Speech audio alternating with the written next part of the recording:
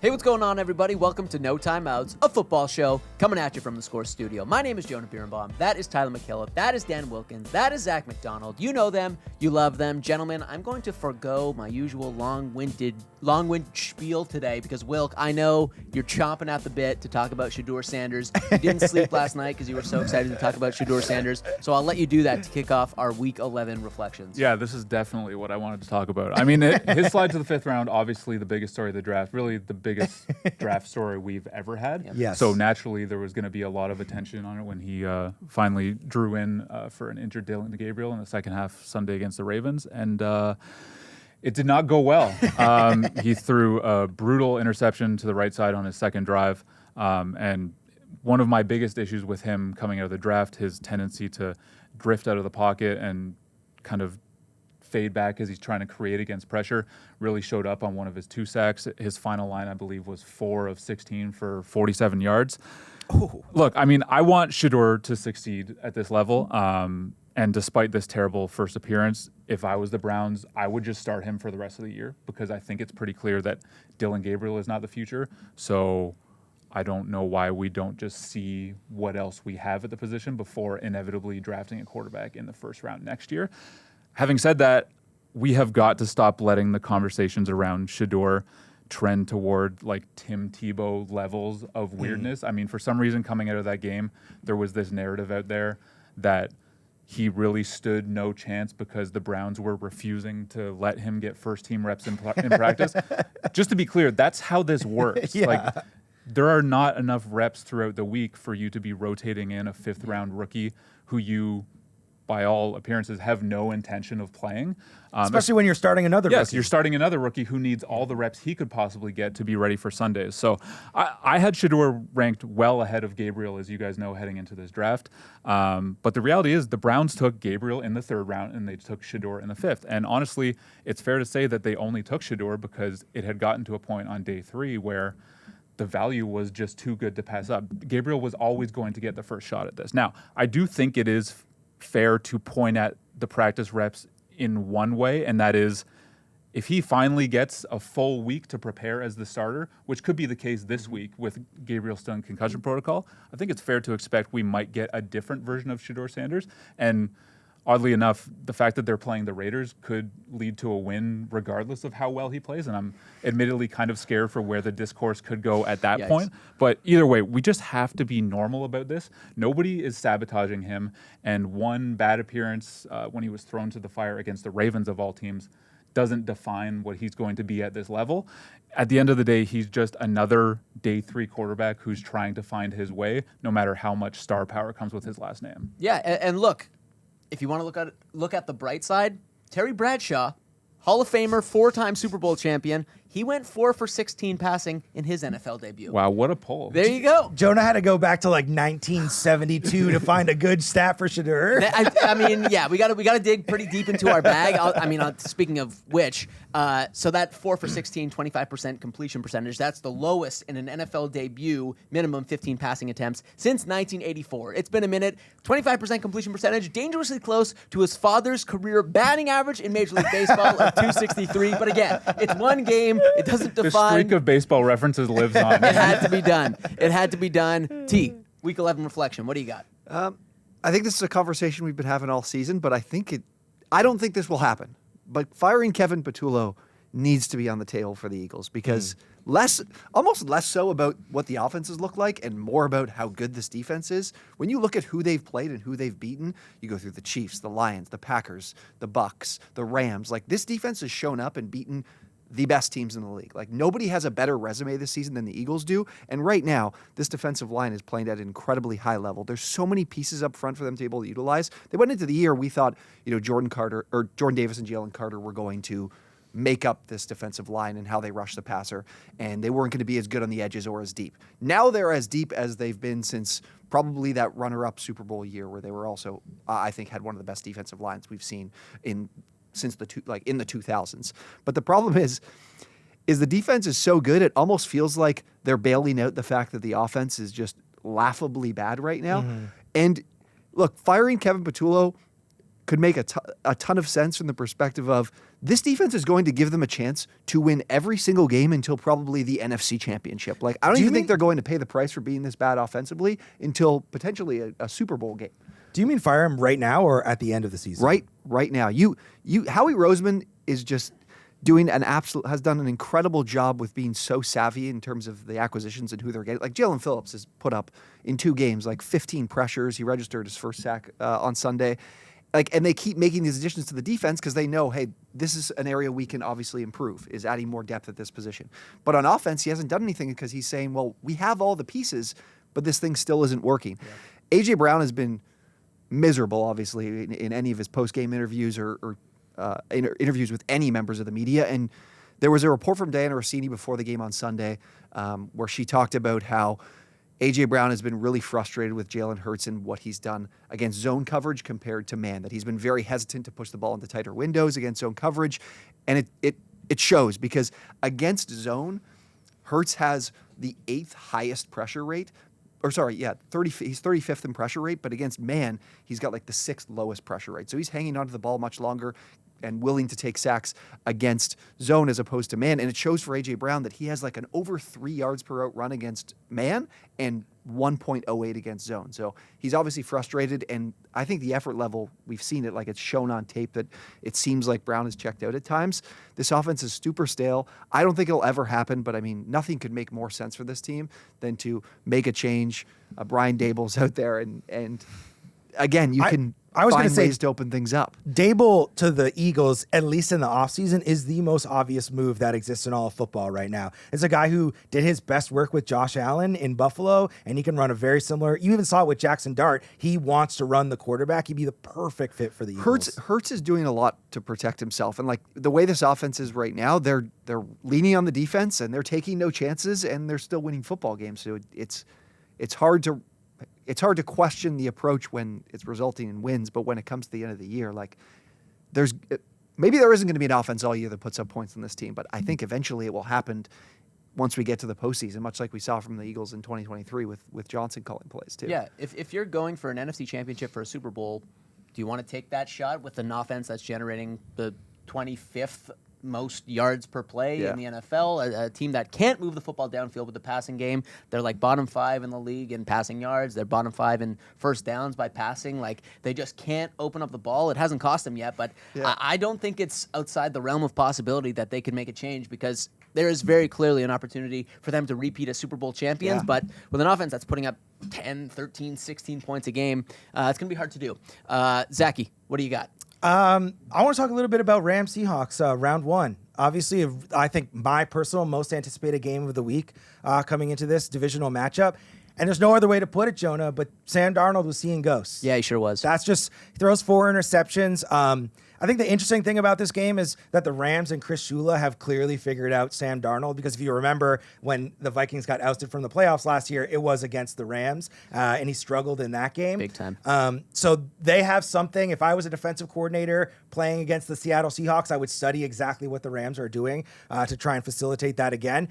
And also, this is just the book on Sam Darnold. It goes all the way back, not even before he came to the NFL at USC. He would have these great games. He had like a historic Rose Bowl performance that basically got him to be this super, super high draft pick. But he's always had interceptions. He's always had fumbles. It can be a bit of an erratic player. And the fact that it always comes up in the biggest moments for him is such a reason why we can't be so confident in the Seahawks being a Super Bowl team, because you just can't see 4 weeks in a row of Sam Darnold playing the lights out football that we have seen him play without expecting one of these duds to happen. So I don't disagree. Like, we obviously run the risk of Darnold, not quite performing how he's been to this point in the season. But at the same time, the Seahawks had a kick to win the game at the end. Like, they were still in that because their defense is that good, despite Darnold coughing the ball up 4 times. Yeah. And I think it's probably fair to expect that that's not going to happen fairly regularly. And even like in potentially 2 more games against the Rams, I don't think he's going to throw another 4 interceptions. So agreed. I don't know. I'm still really high in the Seahawks team, and I think that they can still generate offense and more so toward what they've been doing up until this point rather than the game against the Rams. But it's a bit of a concern. I just can't be out on this team yet because everything else they have is so good. My one concern is the fact that Gray Zabel went down in that game. I don't think we have an update on him yet. And man, if he's out getting pressure on Darnold, which I think you mentioned is the key to like forcing him into these bad decisions, that's going to be a lot easier for opponents. So I'm curious to see how the Seahawks respond to that. It's a testament to the Rams, too, though, in that this is a bad matchup for Darnold because of, we talked about this last week, of just being able to play a lot of too high zone coverage, take away the deep ball, which is Darnold was the best quarterback in the entire NFL on passes of 20-plus air yards so far this season. And then on Sunday, I think he was 2 of 7, I believe, on passes of 20-plus air yards with an interception. So they do a great job of taking that away because they're just so talented up front. Yeah. If I had to pick a team to win, like gun to my head, pick a team to win a Super Bowl right now, it would be the Rams, and there wouldn't even be a slight question about that. They not only do they have. I'm happy to hear an argument that Matthew Stafford is the best quarterback in the NFL right now. Happy to hear an argument that Sean McVay is the best coach in the NFL, and the way that they have their defense playing, the fact that they were able to scheme all of these things out of the Seahawks way, just like they have absolutely everything you need. T mentioned it last week. They're the most complete team in football. They're complete and dynamic at the same time. Yeah, it'd be really cool if these two teams met in the playoffs too. They've only done that twice in their history, once in 2004, once in 2020. It'd be really cool if it happened again. They're two really, really interesting, really two evenly matched teams. Wilk, you got another takeaway? Yeah, I want to talk about an all-time told you so moment. And it's not just from me. It's literally everyone other than the Falcons understood that it was going to be a bad idea to send your 2026 first-round pick to the Rams just to get back into the end of the first round in this year's draft.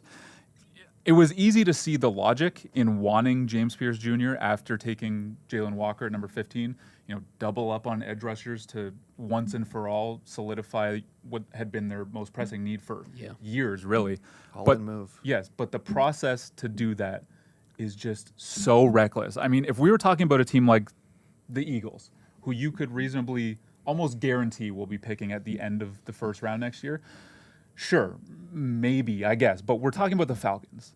The Falcons have not had a winning season since 2017. How did that Super Bowl end? I don't remember. This is blown up in their face, but I get the logic from the perspective. I think that they thought this was the missing piece, and they go all in, and they could have the best season since. But how since can you have that confidence level with Michael Penix Jr. taking over at because they quarterback? loved him ran because onto they that- loved him that much. There was They ran that- into it so quick after a short made that amount of shocking starts. Yes, sick. there was excitement. Like, I won't deny that, and I was like at least interested to see what this team could do, and like, in some ways, I at least appreciated the boldness. But it was no lock that they were going to take this leap, and I think that like Falcons fans would be the first one to tell you that.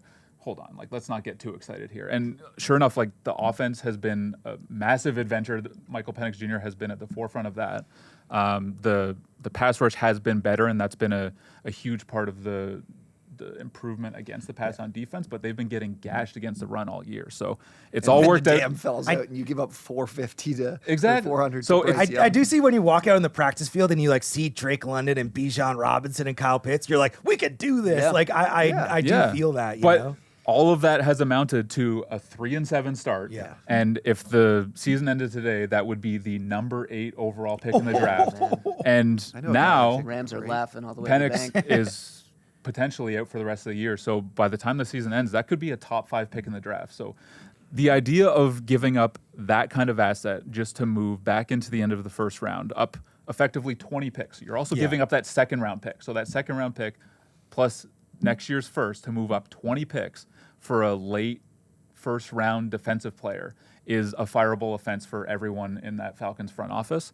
And man, the Rams, I think that it was fair to say that whenever Stafford was going to move on and retire, they were at least going to be facing some level of uncertainty as to how they would transition away from that era. Now they have a real opportunity to just draft and develop his successor. Yeah. Mm-hmm. So what an absolute gift for a team that we've been talking about as the best team in football, and just a reminder about why the Falcons are the Falcons and have continued to be the Falcons for a very long time. Ultimately, now Raheem Morris has to be let go because the thing that was saving them was the defense, especially like in coverage against the pass. Had a pretty good year, and I mean, obviously we saw what happened. Bryce Young threw for 400 plus yards on them, so everything here has fallen apart. eventually he's got to take the blame. They also have a really easy solution where you hire an offensive head coach and you keep Jeff Ulbrich, and you can maintain that continuity on defense. Yeah, but I mean, I think Raheem Morris is a pretty big hand in the defense. Yeah. I think whoever gets hired is probably going to hire a new coordinator too. Like, I think this is a clean house deal. Maybe I would bet it probably doesn't come till the season's over. Maybe not, unless if things like completely taper off, like you're talking about, and it becomes a top 5 pick. Maybe they'll fire Pretty Morris close already, yeah. before the end of Messy. the season, but probably wait till Black Monday. Messy stuff, and they came into the season thinking they might have a chance to I win the liked them NFC this year, South. yeah, I was Speaking of messy situations, should Joe Burrow be on the path back to playing, given where Cincinnati's at right now? So they're 3-7 right now, and they got the Patriots this week at home. But now they're going to be doing it without Jamar Chase, which is not helpful. I think this is a game that potentially Cincinnati could, obviously being at home, could hang around in. That puts you at 3-8. He's got to drop in some Patriots hate. I know. He's like, they could hang around. They're going to lose, but they'll be 3-8. That puts them at 3-8. I get the push for Burrow to come back because at this point, your only opportunity to get into the postseason is the division, right? Yeah. You're going to get the Ravens on Thanksgiving, Bills, then Ravens again. Yeah. And then you get 3 games to close of the season that are, if Burrow's playing, are all very winnable. I believe it's Browns, Cardinals, and Dolphins. So the Ravens are in a spot where they obviously play the Bengals twice and they play the Steelers twice. So the division's decided in the next few weeks. And if you take 2 from Baltimore and you have the Steelers and Ravens split, which we've seen them do plenty of times between a Mike Tomlin and John Harbaugh matchup, there's a world where Cincinnati could be in at 10-7, probably very unlikely at 9-8. But I mean, again, with all the division games, it is on the table. So they really need this game this week because at 8 losses, like, and running the table is going to be very tough because we've seen how slow this offense has been to start every season. Like, getting Burrow back off the time off, he didn't look very good before the injury either. They might not get off to that hot start. I could see pushing to play him in Thanksgiving. If they lose, I'd probably be like, yeah, we're done here. Like, if we're 3-9. We got no shot at playing for anything this year. Burrow take the time to, get completely healthy, and there's no reason to play because we have no shot at the postseason. But I get pushing to play him because ultimately, like, there's a chance this is the best the roster is going to look over the next few years too, with what could be potentially departing. Yeah, I mean, he has to be 100% healthy for you to even consider it. Like, there is. Oh well, that's not on the table. Yeah. There's no way he's even 90%. Then absolutely not. Like, there's nothing to play for. Like you said, they're 3-7 now. They're going to be 3-8. They have to run the table. You could say they have to run the table, but like, this is the Bengals. Like, I know. I guess I kind of felt like I was alone on an island this year when I was saying this team is not good. Yeah. Like, they're not going to run the table because the defense is horrific, and the offense. Yeah, maybe it's a top 5 unit with Burrow, but that's Completely not a recipe for one-dimensional. going undefeated down the stretch, especially when you play the the strength Ravens of twice. schedule. For sure, Yeah. for sure. I think the only reason it makes sense is because they play the Ravens twice, because they play these division. There's Oh, so you many mean just because division they games have, left. just because it could like alter their fate, like they Correct. have an Yeah. opportunity Correct. to. Okay, when it mean, comes to like, yeah. just if they played 2 division games of their last 6, and didn't control their fate much, like, I'd be like, what are we doing here? Because we can lose to anybody. Just for a guy that's been banged up so much So over the consistently, years, yeah. I just. Yeah. I mean, I just ultimately, wouldn't I think we have know to risk what the result is. They're not going to make the postseason, and even if they did, it wouldn't really. It's not like we're expecting this team to play for an AFC championship. Yeah. Yikes. Zach, close out this first segment. Jonah, can my final takeaway just be football is awesome? Because we had a great No week objection 11. here.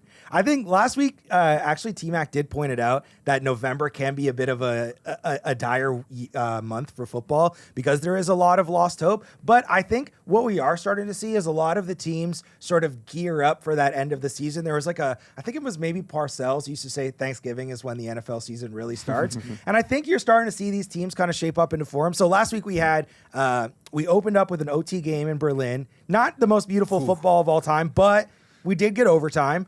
We had, despite the final score looking like a blowout, another potential game of the week between the Bucks and Bills. That was a super entertaining. fun game to watch. It actually did kind of come down to the last little while. Yeah. The Bills added that extra touchdown. Pretty back and forth. Carolina gets an overtime win. Bryce Young has one of the most fantastic performances of the season at quarterback. He's the least figure-outable player in the NFL right now. I think they can't move on from him. He's been too good. They're 6-5. We had Texans Bucks. That one, Texans-Bucks, they did not play each other. Texans-Titans. Texans-Titans comes down to the last minute. The Bears. I don't know if you want to include that one in your example. Football's great, but that game did great. suck. That game did suck. The Bears get a game-winning field goal. Another not a great game, but a really interesting story with the Chicago Bears moving. They're 7-3 now, I think, and it's kind of crazy to think that they keep eking out these wins. It's really sign of great coaching, I think. A Jameis Winston game-losing interception. Yeah. The greatest play in football. He was doing the shuffle in the end zone earlier. He's singing songs. That's just peak Jameis Winston. The Broncos take down the Chiefs late in the Crazy. game.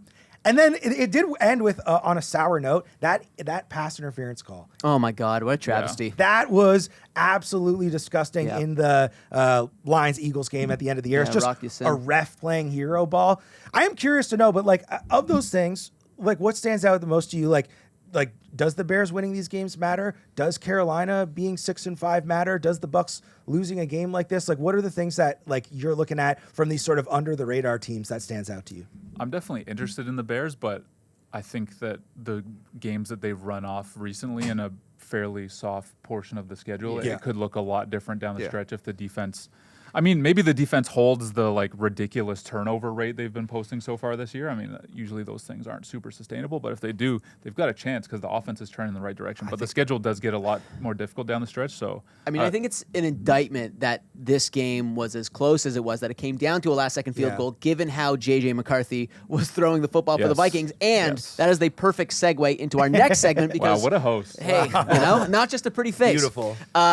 Gents, we've obviously talked about a few dicey quarterback situations already today, but I want to stay on that theme because there are some teams around the league that are seemingly in win-now mode, or at least came into the season hoping to be competitive, that have to be feeling apprehensive about their current quarterback situations. Wilk, start us off, and I may have given a little bit of a Yeah. spoiler, but Can I just say also, this is the first time I think I've ever seen the word quandary in print. That is just it's all about that's a the alliteration, beautiful baby. word, yeah. QB quandary. Yeah. Wilk, which teams find themselves in a quarterback quandary? Yeah, I mean, I got to start with the Vikings. I'm definitely concerned about J.J. McCarthy. I'm not going to make any like definitive statements about where his career's heading at this point. He's only 5 games in, and I think this season of all seasons has given us countless examples of why we should not be writing off talented young quarterbacks early in their careers. Having said that, we still have to be honest about what we've seen so far, and he has not been good, man. I mean, in fact, I think it's more accurate to say he's been awful. He is currently 34th out of 34 qualified quarterbacks in EPA per dropback, according to True Media. By that same metric, he is tied with Justin Fields for the worst 5-game start to a career for any quarterback since at least 2000. The names just above those guys at the bottom of the list include Kyle Bowler, Josh Rosen, Yeah, I was waiting for that one. I knew that one had to be in Ken there. Dorsey, Blaine Gabbert, and David Carr. Wow. Also, just above that group is Bo Nix, but that's a conversation. Again, very early. It's not even remotely over for McCarthy. That's not what I'm saying at all. But one of the key differences between him and those other guys at the bottom of that list is that he was dropped into this situation that we all considered an absolute dream for a young quarterback. I mean, Kevin O'Connell drawing up plays for a quarterback who's getting to throw to the best wide receiver in football. Man, as it turns out, whatever you can provide in terms of ecosystem doesn't matter that much when your quarterback so consistently misses on the plays that are there for him to hit. The accuracy has just been all over the place. That's the thing. He throws more in the vicinity of Yes. the best wide receiver in football rather than to him. Yes, the Vikings obviously aren't going anywhere at this point in the season. I think it's fair to say that. So the rest of this year is just about him getting the reps he needs to develop. Again, we're only 5 games in, so it's still early in that process, and maybe he can establish some sort of positive momentum toward next year. If he doesn't, I think they absolutely have to bring in some sort of veteran composition to start next year again. Kirk Cousins. Yeah, he would be the starter heading into next year regardless, just given the investment that they've made.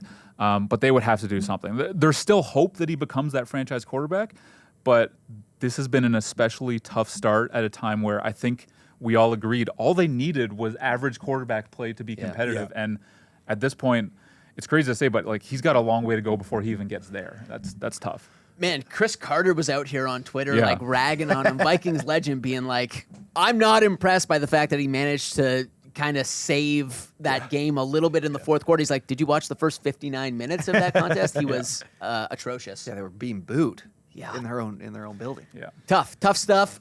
Which other team finds itself in a QB quandary? I've got a quarterback here, fellas.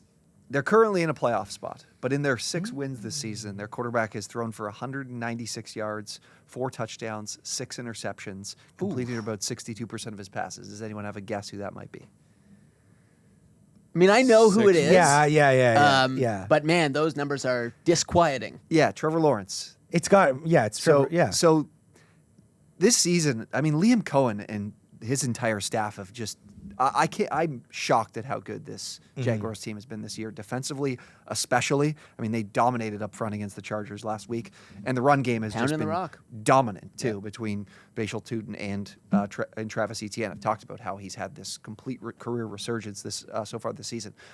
But Trevor Lawrence in the pass game, I know he's dealing with a lot of drops, but he has 6. Like, this isn't gospel. PFF is not gospel, but 6 big-time throws to 17 turnover-worthy plays. This is the highest turnover-worthy play rate of his career. And as I mentioned, in games that this team wins, Trevor Lawrence holds no responsibility of anything. Like, there's no game that Trevor Lawrence has played where this team has benefited from his performance and being the key factor in their wins. His best game this year is probably against Kansas City in a win, but he is not carrying this team in any way, shape, or form, and it's extremely shocking to see. He's been one of the worst deep ball passers in the league this season, when that's typically been a strength of his throughout his career. And obviously, we've got this major contract that I believe he had just signed last year that there's no getting out of this. I mean, you traded also up for Travis Hunter as well, so there's not really a lot of assets here for you to be able to do anything. This is a guy that you're married to. Liam Cohen's going to be married to, and they'll have another season to hopefully work on things, but he's definitely holding this team back a fair bit. He's not some like young developing quarterback anymore either. He's 26 years old. Like, it's put up or shut up time. It's not like JJ McCarthy's a little bit different, where it's like, hey, sometimes guys in their second or third year just look like completely different players. Trevor Lawrence isn't going to look like a different player in a couple of years from now. And he's been bad for 2 years. Like, if you go back to the start of last season, bad's maybe an overstatement, but he's been mediocre, uninspiring for the last 2 years. If you go back to the start of 2024, his touchdown to interception ratio is 22-15. This season, he doesn't have a 300-yard game yet. He only has 2 contests with multiple touchdowns, and one of those, he also threw multiple interceptions. Like, it's a shame because it feels like they've really built up the infrastructure around him for that Jaguars team to be successful, and he's just not elevating them in any meaningful way. Yeah, I was a Trev defender for a long time, but I'm really running out of steam on how to keep doing this. Yeah. It's not working, and I think, like you guys pointed out, this isn't a situation where you could point to old Sam Darnold landing spots where he had like Adam Gase or whatever. Like, you have the foundation there now that's supposed to really set you up for success, and he's still not doing it. So yeah, that contract's starting to look pretty bad. And I know Brian Thomas Jr. is a good football player. Yeah. I need to see him shine. He is good. He's good.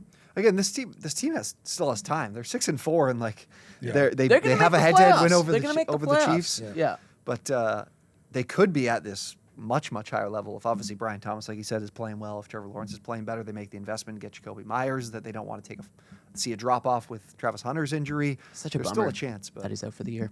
Anyways, Zach, what other team is in a QB quandary? Well, I took a little bit of a different slant on the QB quandary because I don't think this team is in a quandary at all. I have Kyler Murray and the Arizona Cardinals. Yeah, that's a good There's answer. no quandary. They need to get rid of Kyler Murray. Obviously, last week, Jacoby Brissett set the NFL record for most completion in a game, which is going to be so hilarious like 10 years from now when you look up who has that record. In 5 games of Jacoby Brissett, he has 1,570 yards, 10 TDs, 3 interceptions, 7.4 yards per attempt, and a 99 passer rating. In 5 games of Kyler Murray, 962 yards, 6 TDs, 3 interceptions, 6 yards per attempt, and an 88.6 passer rating. It's not even really up for debate. The Cardinals are clearly a better team with Jacoby Brissett at quarterback than they are with Kyler Murray, which is very unfortunate. My quarterback quandary here is, what is next for Kyler Murray? Do you guys look at this as a situation? We obviously bring these guys up all the time, like Daniel Jones, Sam Darnold, where there can be an opportunity for him that works somewhere, or is Kyler Murray just destined to not be a starting quarterback? I think he'll probably be a starter. There's too much talent there for him not to get another chance. I tend to lean toward any situations where you might have a playoff team or a borderline playoff team that may have put themselves out of the range to draft a quarterback. Like, that's probably what's going to happen with the Steelers this year. I'm kind of focusing on that fit. maybe you get a team that's drafting high that really doesn't see the need to draft a young quarterback yet, or just doesn't like anyone in this class enough to do it. So maybe they sign someone, and maybe the Jets sign him and then wait to draft a quarterback in the next year. Yeah. I don't know, but that's kind of where I'm leaning now. But I'm with you. I think he's done in Arizona. I tend to think he'll get another chance. There's no choice. I wouldn't be opposed to Kyler Murray as the quarterback of the Jets or any of these teams. Like if you look at like Justin Fields, I think he's still a step above a Justin Fields type quarterback. For sure. Yes. And I think that in the right situation, he can be. He's if you have nothing to lose, even the Raiders, like the Steelers, all these teams that are just like, if you're about to go into a lost season, rolling the dice on Kyler Murray. There's upside. But the answer is obvious, and you're all wrong. He's going back to baseball. Okay, he didn't want to look. He was drafted by Oakland, and he didn't want to go there for, I think, valid reasons. But Oakland's not Oakland anymore. They're moving to Las Vegas. They're temporarily in Sacramento. By the time they set up shop in Vegas, I'm thinking Kyler Murray. He's made the transition. He's playing the outfield again. 26 is baseball young. Yeah, absolutely. He'll just be approaching his peak. It's actually not a bad call. Well, you just made the point that they're now in Vegas. Is this not an opportunity for him to be the next Deion Sanders and play both sports? Honestly, oh hell yeah! Now we're thinking. I mean, to be clear, that. never going to happen. But let's talk about Not it anyway. with that attitude, man. No, that was awesome. Thanks, fellas. Boys, we're almost at Thanksgiving, which is pretty crazy to say. But I feel pretty confident then in saying this. There are no juggernauts in the NFL this season. Every potential number one seed has blemishes on its record. They have obvious holes, be it the Chiefs, the Bills, the Ravens, the Eagles, the Packers, all of them. So I want you guys to tell me now, which of these teams, these supposed Super Bowl contenders, who are they really? And Wilk, let's start with the 7-3 Buffalo Bills coming off a big win. Are they the team that beat Tampa Bay while scoring a season-high 44 points, or are they the team that lost to Miami while giving up 30 points? So I'm going to say that they're both, and that's kind of the problem. I mean, when you look at the Bills, what is the one reason that you cannot rule out them going on a Super Bowl run? Josh Allen. Of course. That's kind of a cheat code when you have a unicorn quarterback who can just put the entire team on his back when all else fails, right? But that's exactly what we saw against the Bucs. He came out, threw for 3 touchdowns and ran for another 3 after a really bad start. And somehow with him, as we've seen over the past however many years, that kind of performance is always on the table. But the problem is the way the Bills roster is currently constructed. Part of that is due to injuries. Part of that is due to failures of the front office. They're kind of in a position where they need that every single week. With the Bucs, we saw it. We've been talking about this all year. They do not have that go-to receiver in the passing game. In that game, Tyrell Shavers was the number one receiver. The 2 guys behind him in terms of production and receiving yards were James Cook and Ty Johnson, running backs. And below them, Gabe Davis playing his first game back with the Bills. And the run defense, like we've been talking about, is a huge problem that I do not think is just magically going to go away. So can the Bills be one of the last teams standing at the end of the year? Yeah, I don't think anyone could possibly rule it out just because Josh Allen is that guy. He has been for years now, and he will continue to be.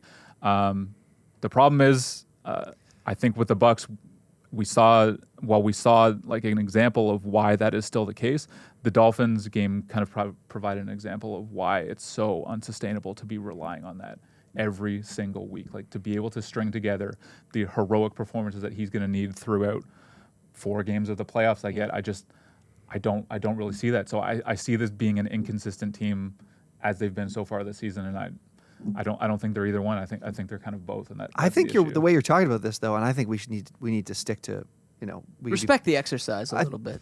Yeah, that's what I think. Yeah. I'm like, let's just say they're more the Dolphins, because ultimately, like, you're talking about hero ball, and like these issues that they have are not changing this year. This might be the worst team roster wise they've had of the Josh Allen era. No, it is. I agree, but I think that I would say that they're more the team that we saw in the Bucs, but that doesn't give me confidence in them. Like coming out of that game beating the Bucs the way they did, I'm like, yeah, you need that to win, but you're not going to get that every single week because it's not realistic to expect that. So yeah, that's my issue with this team is I see the path, and I would never be surprised if Josh Allen does it. The path. Well, are you saying the path? You see the path to a Super Bowl? The problem, it's just the fact that he can do this. He can. Like, we've seen it countless times. Like, he can just be that guy against any opponent. Like, it literally does not matter, especially in the playoffs. But I just don't think you can reasonably expect that. So we're in a position where 1 week they're going to look like they did and they're going to pull out this win and everyone's going to be excited about them again. And another week they're going to look like they did against the Dolphins and everyone's going to be like, what's going on with the Bills? When really they've been the same team the entire time. Right. I think truly great teams have like the one WTF performance at the end of the season. You remember when they lost to this team? Oh, sure, yeah. But the Bills have had it like 3 times. Yeah. Plus the things that have plagued them in those losses still happen during the wins. Like That's the thing. They only have one pathway to winning games, Yeah. right? And it's relying on Josh Allen to do something heroic, right? And 6 touchdowns. Yeah, that's the thing. Is you can't expect him to do that against Denver and then against Kansas City. He might, yeah, but you just exactly. can't expect it's on the it, table, but yeah, exactly. Hoping for that is a scary proposition. Let me ask you: the Chiefs, are they the team that lost to Denver, or are they the team that beat Detroit? I want to be crazy and be like the Chiefs. You know, the Chiefs are dead. They're more the team that lost to Denver, but I do think they're more the team that lost to Detroit. So That beat Detroit. or that beat Detroit. Yeah. Sorry. When I look at Kansas City, or when I looked at Kansas City going into the season, I said, I think the offense is going to be incredible and the defense will be the thing that holds them back. I'm like, I don't know if this D-line can be as good as it's been in years past. Chris Jones is getting older. But at the end of it, where we are now, they're a top 10 defense in EPA per play against the pass. They've been very, very good. But offensively, you guys know that Mahomes has not had a season in which he's completed more than 40% of his passes of 20-plus air yards since 2022. Wow. Like this year, the deep ball is still a problem, and it was a problem against Denver. Like He misses We're on them. talking about we're not talking about just completions. We're talking about like on target rate, catchable balls on these downfield passes. Like he's missing a lot of them this year. He didn't really have great downfield weapons until Rashee Rice Correct. came back. Exactly. I would say this year he's had as good of even with Worthy's been has been nowhere to be seen since Rice has been back. And he did overthrow him a couple times early on in that game. Exactly. For sure. Yeah. Exactly. And I think this offense needs to get back to what its identity has been the last 3 years. I mentioned the stat of since 2022 is because when was it? Where is it that the Chiefs have frustrated you to watch them if you can't stand them most? It's when Mahomes is dumping the ball down in these short areas. They play they get to third down, but it's third and short, and there's this pass play that generates a 5 yards and another first down. And the chains just keep moving. And it seems like this team is chasing the big plays because they believe the offense is complete and they can start doing that, and they're not hitting on those plays right now. But I believe in the offense between this cast of weapons that Mahomes has, which is the best he's had since his rookie contract days, that eventually they figure things out. Because, like I said, the defense has been fantastic, which I didn't anticipate, but I believe in the offense of Mahomes to figure things out and go back to what their identity is, and I think they've gotten away from that now that they have Rashee Rice back and this full cast of weapons. And I think once they get to that level offensively, which I have full faith in them being able to do, they're going to be that team to beat in the AFC again. I agree, definitely. They are running out of time. It is getting real close, and they play the Colts this week, which is going to be a fascinating one. I'm sure we'll talk about that later. But. Yeah, we sure will. Zachy, the Packers, the Green Bay Packers, man, are they the team that lost to Carolina, the Carolina Panthers, or are they the team that beat the Detroit Lions? Here's the thing, Jonah. After the first 2 weeks, I don't think it was crazy to say that the Packers looked like a legit Super Bowl contender team. We were saying it. They beat Detroit. They beat Washington. They looked absolutely dominant. But even in the second half of those games, if you go back and kind of watch them, their offense a little bit in the second half kind of deflated a little bit. And what looked like were going to be complete blowouts ended up getting a little bit closer than you thought. And when I look at the team now, I do not see that team that beat Detroit. And I haven't seen it since week 1 and week 2. And that Washington game doesn't look as impressive as it does at the time. Yep.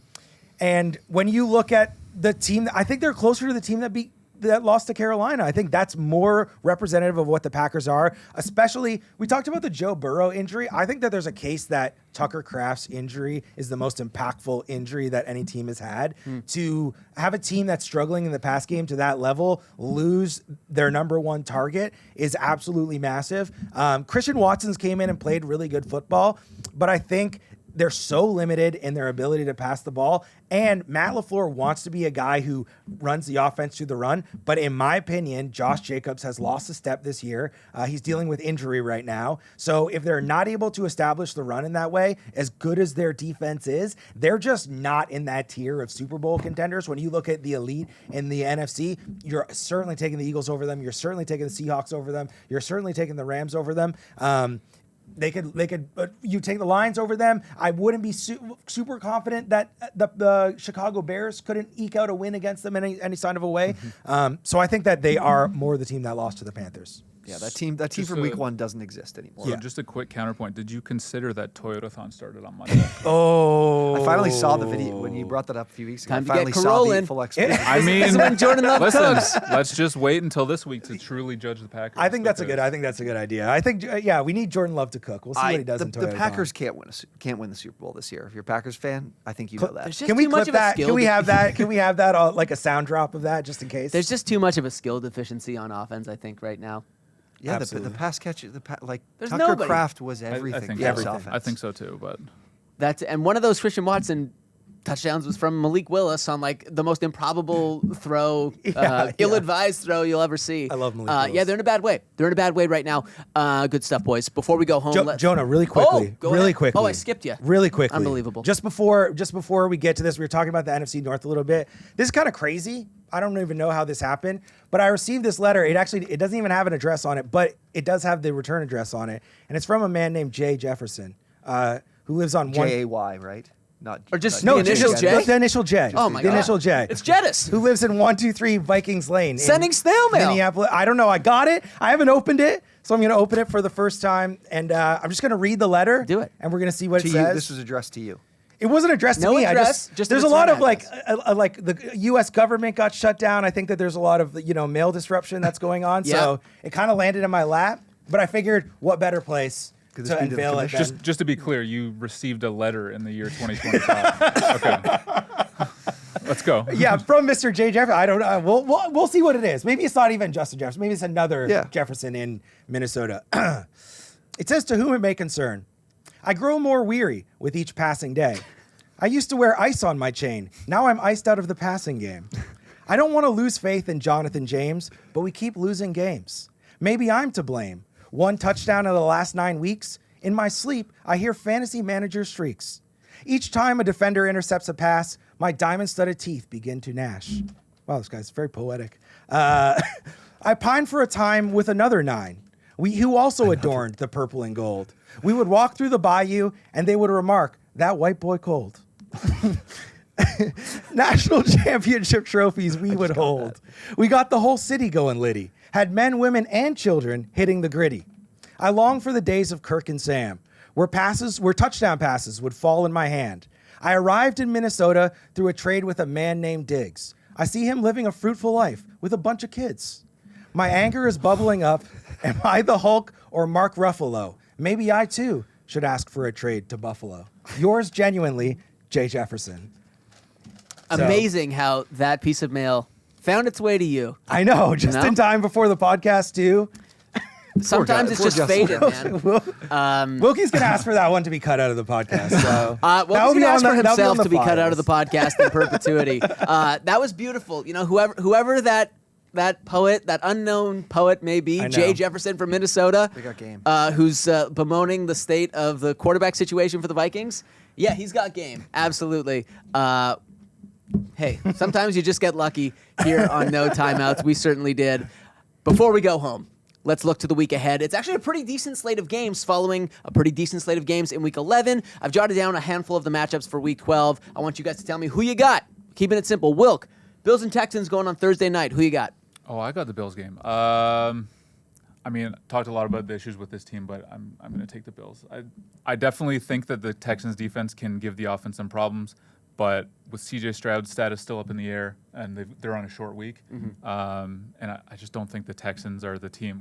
They're probably one of the few teams who can't totally expose immovable versus the movable. Yeah, they can't totally expose the Bills' lack of run defense. I'll take the Bills in this one, but let me be clear that them winning 2 in a row is not going to get me like back in and all excited about them again. I really need to see a good run of success here and winning in the ways that we've been crying out for them to do.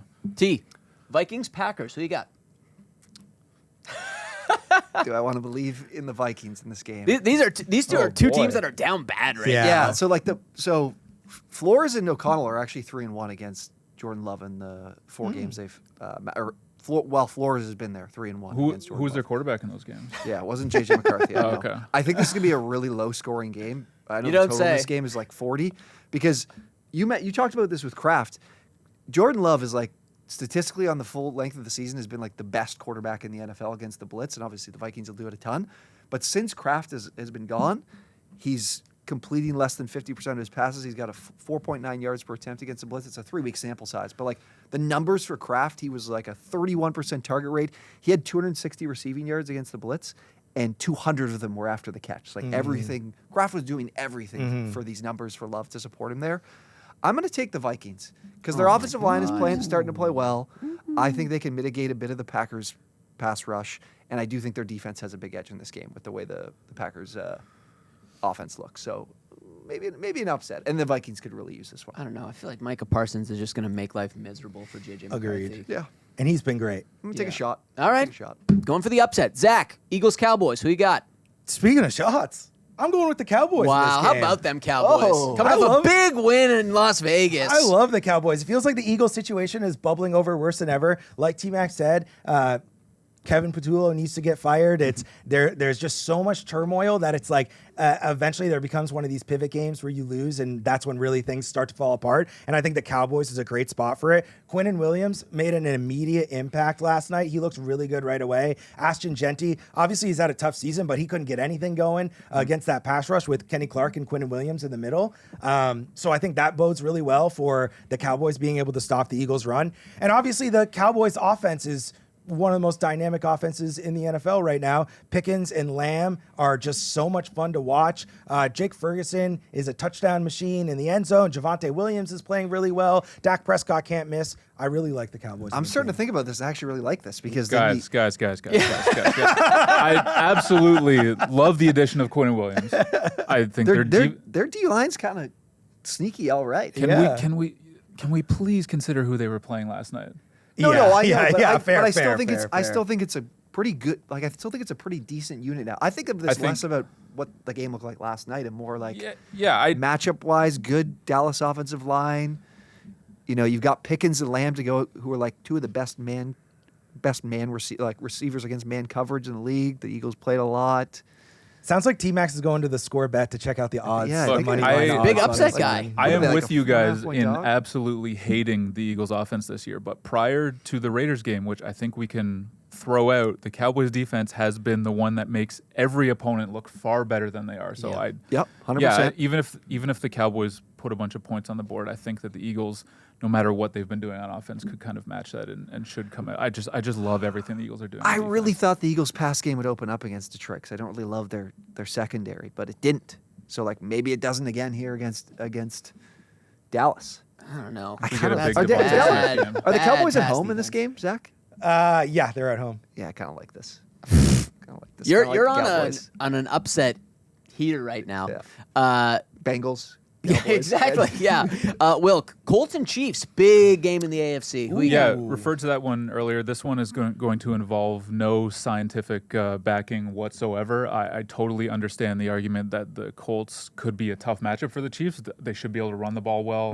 That'll keep the offense on schedule, which is really the key to their success. And I think it's also worth pointing out that Lou Anarumo has a really good track record of giving Patrick Mahomes problems dating back to the time that he spent in Cincinnati. But True. I absolutely refuse to believe that the Chiefs are going to drop a game at home to fall to 5-6. I just, it's not going to happen. I'm not picking against the Chiefs in this one. Yeah. I Smart money. I think there'd be a lot of points maybe in this game. But yeah, that's a good point. He's just like about he's Anarumo. just putting together a parlay I card know it is. filled with upsets, as we say. No, there. I'm not. In his I'm head. with you. Like I also did think last week was like, no way the Chiefs are going to lose to the Broncos, and then obviously, I mean, it's different. They were on the road, a much better defense, but they better win this game. Yeah. All right. T, last one. Bucks and Rams. Who you got? I mean, we talked about how game. good the Rams What a are. fun game. Yeah. Most complete team. I mean, what is the Bucks defense is awful. Yeah. Yeah. The pass defense is just atrocious. We talked about the Bills' problems and Shavers going off in that game and whatnot. This will be an issue. Their run defense hasn't even really been elite, which has always been their calling card. I don't know. I don't have much faith in the Bucks. Hopefully they get Bucky Irving. I've got back, a good stat for you from my power rankings this week. Obviously, early in the season, we were really high on the Bucks and what their offense was doing. Since week 7, Baker Mayfield is 32nd out of 33 qualified passers in EPA per dropback. He's one of those guys that you go look at every underlying number and they're like, yeah, this guy sucks. But then for some reason, I mean, he was third up until that point. Was he? Okay. Yeah. To your point though, Wilkie. Also, if you look at a stat, remember Baker Mayfield had that 3rd and 15 run that was like amazing. He was like twirling around. Yep. From that point up until this past week, he had not scrambled one time since then because he had been dealing with injuries. This last week against the Bills was the first time you started to see him get mobile again, and the Bucs offense started cooking a little bit more. So I think they could correlate. The Rams are just, I don't know who is a tough matchup for them at this point. It's like, they're just so good. Yeah. Oh, that's what I was going to call out. The Bucs like play a lot of Servassier Dennis and Levante David like in coverage a ton, and they're horrible. I think they're the 3rd worst team in the league against slot receivers, yards allowed to slot receivers. So Puka Nacua could have a big game in this one too. Love that. All right. Built Ram tough. We'll see. Good job, fellas. Thanks so much for tuning in to today's episode of No Timeouts, a football show. Once again, that's Zak McDonald, that's Dan Wilkins, that's Tyler MacKillop. My name is Jonah Birenbaum. See you next time.